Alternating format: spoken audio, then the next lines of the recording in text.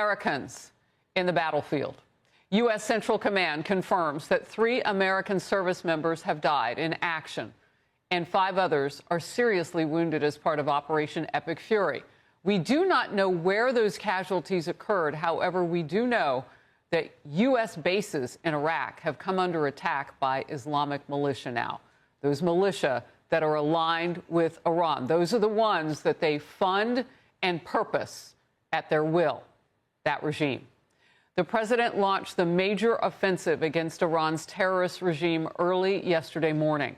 Israel today continues to go after strategic sites deep inside Iran, dubbing its military offensive Operation Roaring Lion.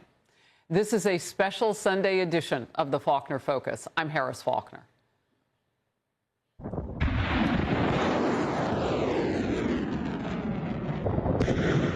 Those are U.S. missiles launched in the opening phase of the operation. Israeli officials confirm strikes have killed more than 40 senior Iranian commanders since the operations began, which includes the top Revolutionary Guard leadership and Iran's defense minister. A huge development now, coming together in just the last bit. Iranian state media confirming Supreme Leader Ayatollah Ali Khamenei was killed. Now, we knew that yesterday. Fox confirmed, the president talked about it, and now wide media. And Fox can also confirm that the CIA provided Israel with the intelligence to conduct that strike on Khamenei's compound. President Trump is calling it justice for the people of Iran. And speaking to one outlet this morning, the president said the nation's potential new leadership, quote, want to talk, and I have agreed to talk, so I will be talking to them. They should have done it sooner. They should have given what was very practical and easy to do sooner. They waited too long. End of quote from President Trump. Iran's exiled crown prince shared his thoughts on the future of his country. There's no question that this is the game changer we've been waiting for all this time. This is like full decapitation of the regime, and ultimately what will expedite its total collapse.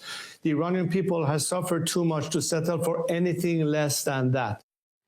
Well, while Iran's leadership is calling for revenge, citizens are in the streets, really all over the world, wherever they live, including the United States. You're taking a look now. This is Berlin, Germany. Streets are cheering the killings of the top regime officials who have been oppressors of the people for decades. The regime projecting strength while citizens have toiled under miserable economic conditions and political and social repression and death. You know about all those protesters just in the last few weeks. An estimated 30,000 people targeted by their own government. That government now, big pieces of it are gone. We have Fox team coverage. Lieutenant Colonel Darren Gobb is coming up in focus. And Trey Yingst is on the ground in Tel Aviv, where air defenses continue to intercept Iranian missiles. Let's begin with Chief National Security Correspondent Jennifer Griffin in Washington. Jennifer. Harris, as you mentioned, CENTCOM has confirmed that 3 American service members were killed and 5 were seriously wounded in a missile strike. We're told other Americans sustained shrapnel injuries and suffered concussions. These are the first casualties of the war the U.S. and Israel have launched against Iran. CENTCOM would not say which U.S. base the missile strike targeted, while family notifications continue. We also can now report that 4 B-2 bombers flew from their home base of Whiteman Air Force Base in Missouri on a round trip to Iran and are now safely home. A senior U.S. defense official told me they dropped dozens of 2,000-pound penetrator bombs on Iranian ballistic missile sites that are hidden underground. The Iranians have mobile missile launchers that can be rolled out of caves and then pushed back into a protective bunker. They may have fewer of those launchers today, however. The Iranian strategy seems to be to escalate to de-escalate. The Iranians have fired 135 missiles and 209 drones at UAE, 66 missiles at Qatar, and 45 at Bahrain, along with 9 drones. Hotels and civilian apartment buildings are being hit by Iranian missiles and drones in neighboring Gulf states. Missiles have been fired at a U.S. military base in Erbil, likely by Shia militias in Iraq, who have long been funded by Iran. A mob tried to storm the U.S. embassy in Baghdad, and Pakistani security forces used batons and live fire to push back an angry crowd threatening the U.S. consulate in Karachi, Pakistan.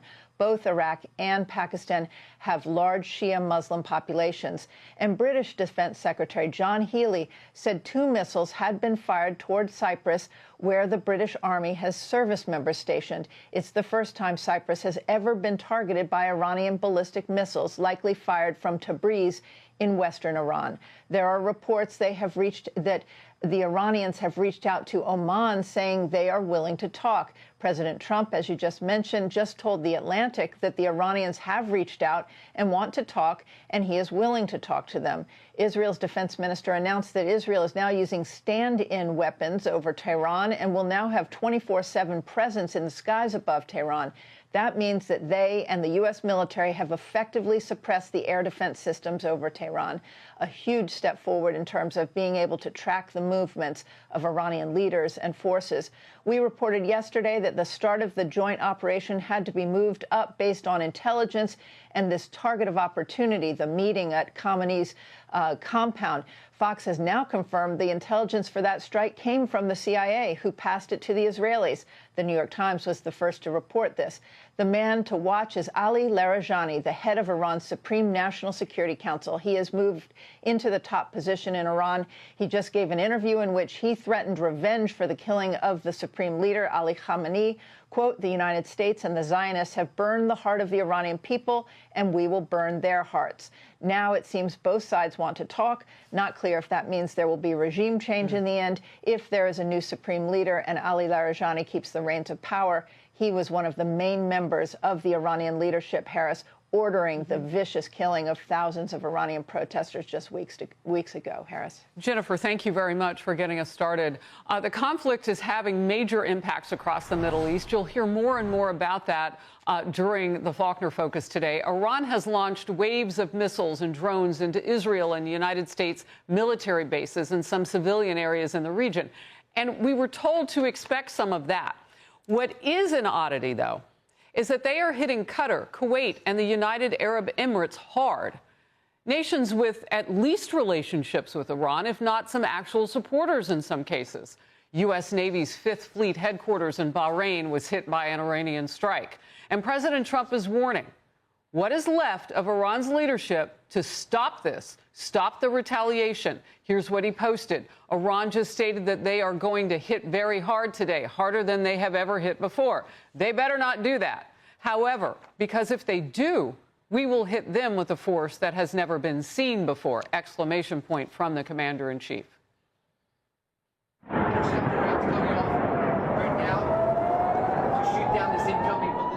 And this is Israel. You hear the sirens sounding repeatedly as Iranian projectiles are flying toward population centers there. The top level of that country's vast air defenses working to intercept the barrage.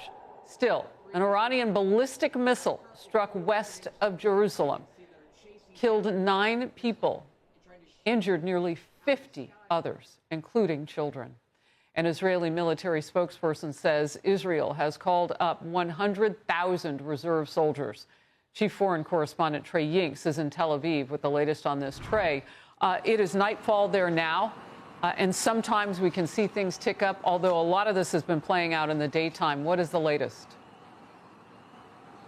Yeah, Harris, good afternoon. Throughout the day, we've watched as Iranian ballistic missiles soared through the skies of Israel, many of them intercepted by Israel's advanced air defense systems. But just outside of Jerusalem, one of those missiles slamming into a heavily populated area, killing at least 9 people, according to first responders. You can see crews here digging through the rubble, trying to put out the flames. Just a horrific scene. Tonight, Israel's prime minister addressing his country and the world, saying this. Our forces are acting now in the heart of Tehran with increasing intensity, and it will only increase further in the coming days. And yet, these are painful days. Yesterday here in Tel Aviv, and now in Beit Shemesh, we lost dear people. My heart goes out to the families, and on behalf of all of you, citizens of Israel, I send strength to the wounded. As the Israelis are continuing their airstrikes tonight against the Iranian regime, we know some protesters in Iran have taken to the streets. They are celebrating following this operation that was launched by President Trump and Israeli Prime Minister Benjamin Netanyahu that led to Iran's supreme leader, the Ayatollah Khamenei, being taken out. There were some small pockets of Iranians chanting "Death to America" in other locations. We're also hearing tonight from Iran's President Masoud Pezeshkian, one of the few Iranian leaders still alive. America and Israel should be aware that this will bring them nothing but shame. Our great nation, who are now mourning this great martyr, must foil the enemy's evil plans by being present in mosques and on the streets. We also have some new video from the Israelis showing strikes earlier today in the Iranian capital of Tehran. I'm told by a senior Israeli security official that these strikes were taking out a building that the IRGC used to crack down on protesters earlier this year when President Trump says 32,000 civilians were killed. Now, Harris, I just got a message from a senior White House official who tells Fox News President Trump said new potential leadership in Iran has indicated they want to talk, and eventually he will talk. For now, Operation Epic Fury continues unabated. Harris? And what are you hearing from leadership there in Israel about, kind of the ramp up against Tehran at this point, specifically that? I spoke with a number of Israeli officials today who indicate that they are speaking hourly with American counterparts to prepare for this to be a prolonged campaign. We understand there are a number of off-ramps worked into this, but the bottom line here is that both the Trump administration and Israeli Prime Minister Benjamin Netanyahu's government are approaching this war with Iran through a peace through strength initiative. They are trying to pressure the Iranian regime by not only taking out their leadership, but depleting their ballistic missile stockpile and basically forcing them eventually back to the negotiating table, understanding that this is the largest military operation against the Iranian regime in history. Harris? Trey Yingst, thank you for the late-breaking notes on that. Appreciate it. I'm Steve Doocy. I'm Brian Kilmeade. And I'm Ainsley Earhart. And click here to subscribe to the Fox News YouTube page to catch our hottest interviews and most compelling analysis.